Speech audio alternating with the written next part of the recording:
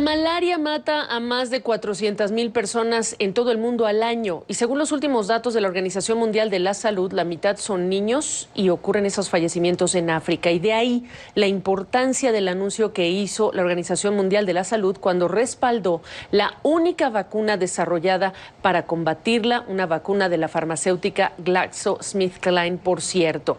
Ese respaldo dado por este organismo significa que en algún momento se hará realidad su distribución en estos países afectados. Y en tiempos de pandemia de COVID-19 y cuando hablamos mucho de esas vacunas, este otro anuncio podría pasar desapercibido para países donde la malaria no es un problema sanitario.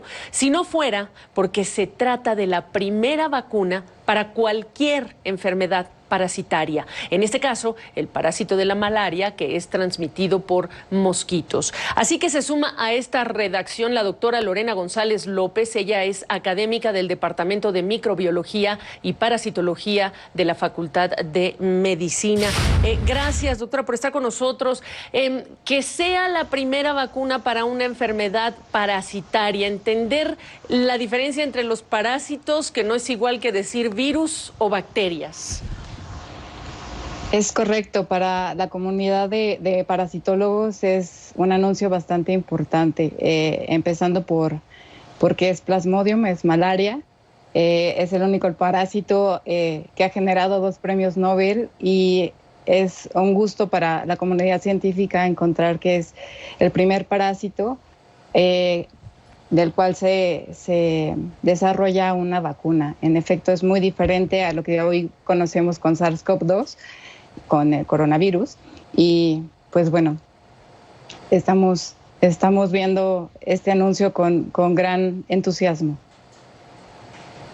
Me imagino que mucho optimismo, pero ¿cuál es esa diferencia a nivel de investigación y de desarrollo de vacunas, etcétera, entre los parásitos o los virus y las bacterias, en términos muy sencillos?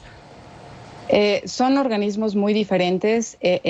Un virus, todavía hay esta discrepancia entre si es algo vivo o no vivo.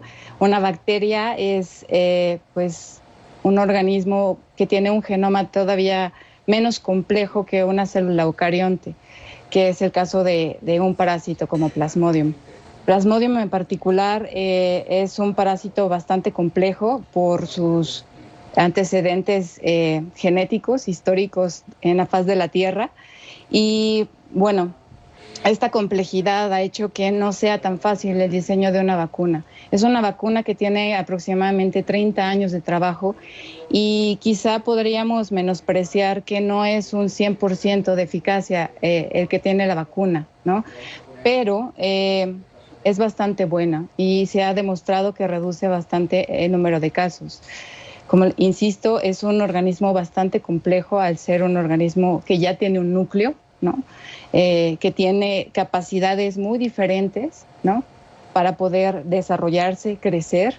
El parásito tiene que estar en un mosquito, que es un organismo invertebrado, como en el humano, ¿no? Que somos un organismo todavía más complejo. Entonces, estos cambios hacen que tenga una dinámica enorme en su material genético.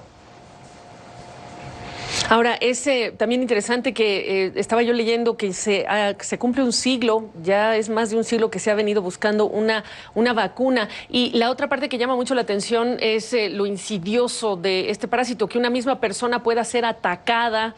En el África, por ejemplo, al año el promedio, pues más de 5 o 6 veces en el caso de los niños, y los efectos de largo plazo que tiene.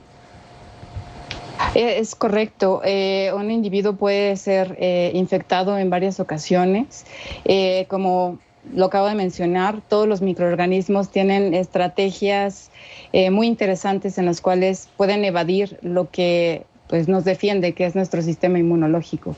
Entonces, el hecho de que haya hembras y machos dentro del parásito hace que puedan recombinar su material genético y esto generar nuevas estirpes de parásito que enmascaren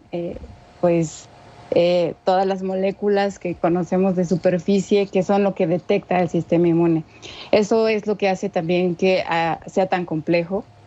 Existen varios estudios en los que todavía se tratan de buscar otras vacunas, otras formas de erradicarla, pero el parásito siempre ha encontrado la estrategia para burlar pues todas las grandes ideas que han tenido grandes investigadores a lo largo de, como mencionas, un siglo de investigación.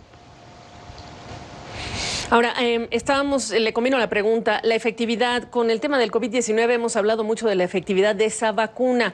Se habla de entre 30 y hasta el 50%, se habla del plazo de efectividad que tiene la vacuna y la menor duración en la protección. Háblenos de ese punto y, por supuesto, lo que representa esta vacuna en la lucha contra otro tipo de enfermedades parasitarias. Claro, primero es un parteaguas. En realidad, leyendo un poco la historia de la vacuna, es una serie de ir como en un laberinto, en ciertos callejones de pronto sin salida, pero se juntan varias ideas, ¿no? En inicio, el encontrar una proteína que genere esta respuesta inmunitaria, ¿no? Que pueda ser detectada y que pueda ser útil para poder localizar al parásito y poderlo erradicar, ¿no? Eso es por un lado. Por otro lado, pues el empezar a mezclar todas estas nuevas métodos para generar vacunas. Es una vacuna que utiliza pues una proteína del parásito junto con una proteína de superficie de hepatitis B. Esta mezcla hizo que pudiera ser reconocida la proteína del parásito por nuestro sistema inmune y prepararlo, ¿no? Prepararlo para erradicarlo de mejor manera. Esto es muy novedoso, ¿no? Y insisto, es un parteaguas para otras infecciones, como lo menciona de hecho GlaxoSmithKline, para poder generar nuevas vacunas ante otros parásitos. A pesar de que no ha sido como un 100% la eficacia como lo acabas de mencionar, tenemos un 30 hasta un 50%, es importante mencionar que esa reducción de manera importante disminuyó el número de admisiones hospitalarias.